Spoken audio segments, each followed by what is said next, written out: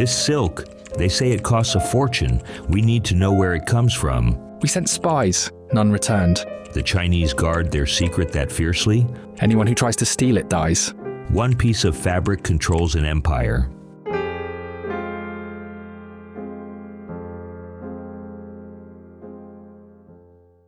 Imagine a secret so valuable that revealing it meant instant death. We're talking torture, execution, your entire family wiped out. For over 2,000 years, China controlled the world's most luxurious fabric, and they were willing to kill to keep their monopoly. Emperors across the globe paid fortunes for this material. Today, you're going to discover how this secret was finally stolen in one of history's greatest heists. And trust me, the way it happened will blow your mind. So what made this fabric so impossibly valuable that entire kingdoms would go bankrupt trying to buy it? Let me paint you a picture. You're a Roman emperor in the year 100 AD. Your traders just brought back this incredible fabric from the Far East. It's softer than anything you've ever touched. It shimmers in the light like liquid gold. It's so light that it feels like wearing air itself. Everyone wants more of it. There's just one problem. Chinese merchants are charging you the same weight in gold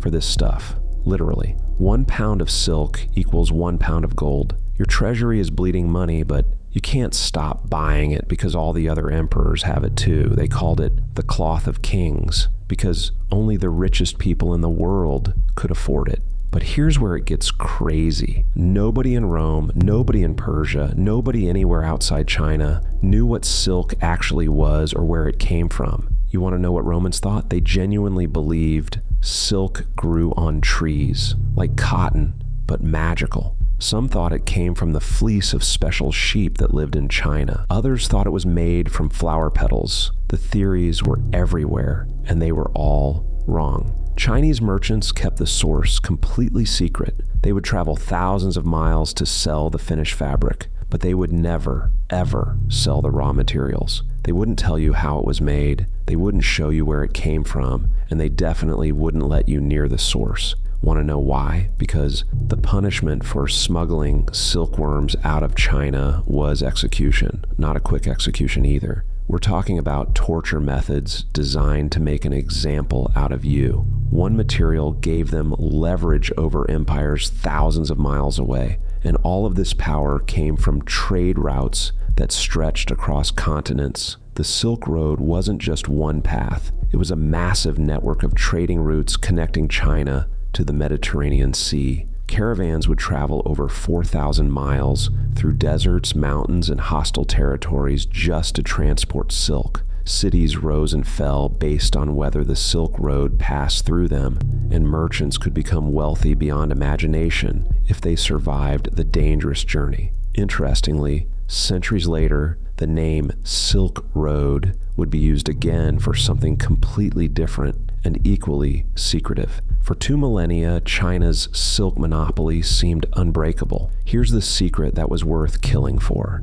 Silk comes from the cocoon of a moth called Bombyx mori, the silkworm moth. But these aren't the worms you find in your backyard garden. These are specialized caterpillars that the Chinese domesticated over thousands of years. Let me break down how insane this process actually is. Each tiny silkworm, about the size of your pinky finger, produces a single continuous silk thread. You know how long that thread is? Over 3,000 feet. That's longer than 3 football fields from one little worm. But it gets more complex. These silkworms are incredibly picky eaters. They only eat mulberry leaves, nothing else.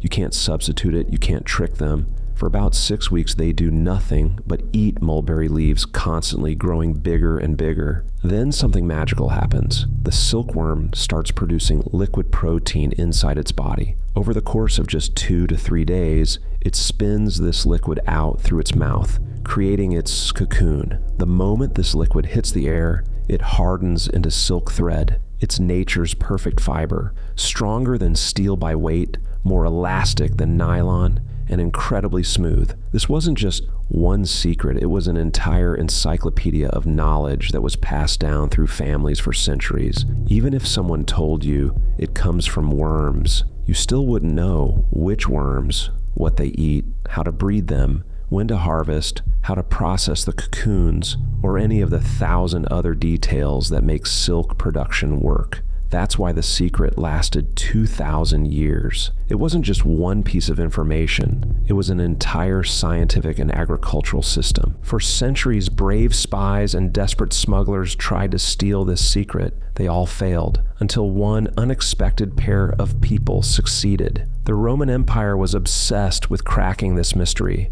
They sent multiple spy missions to China, offering huge rewards for anyone who could bring back the secret. These weren't simple trips. We're talking about years of dangerous travel through territories where bandits, disease, and hostile armies could kill you at any moment. Most of these spies never came back. Some died on the journey. Others made it to China, but got caught snooping around silk farms. The Chinese government had informants everywhere, and they took silk security seriously. The Byzantine Empire, based in Constantinople, was bleeding money on Chinese silk. They were spending millions of gold coins every year, and it was destroying their economy. Their emperor, Justinian, decided enough was enough. He needed that secret, whatever the cost. Justinian hired 2 Christian monks who had spent years living in China as missionaries. These weren't your typical spies. They were religious teachers who had learned Chinese,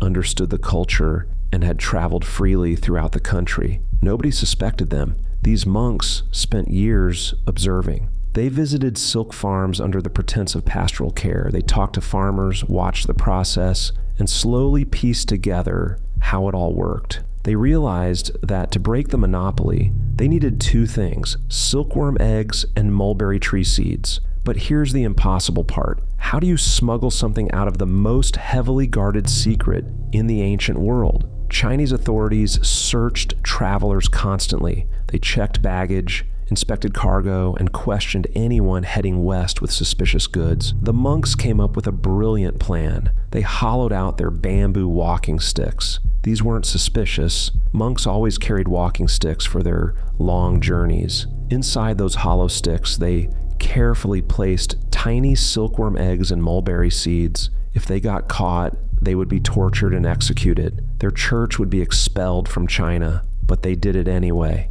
The journey back to Constantinople took months. They had to cross mountain passes, deserts, and hostile territories. The eggs were fragile. They needed to stay at the right temperature or they'd die. The monks had no way of knowing if their plan would even work. At border checkpoints, Chinese guards searched them. They looked through their belongings, questioned them about their travels, examined their supplies, but they never thought to check the walking sticks. Why would they? They were just pieces of bamboo. Against all odds, when the monks finally reached Constantinople, some of the eggs had survived. They hatched. The Byzantine Empire now had breeding silkworms and the mulberry trees to feed them. The impossible heist had succeeded. After 2,000 years, China's secret was out. The Byzantine Empire immediately started their own silk production. Within a few years, they were making their own silk and became instantly wealthy.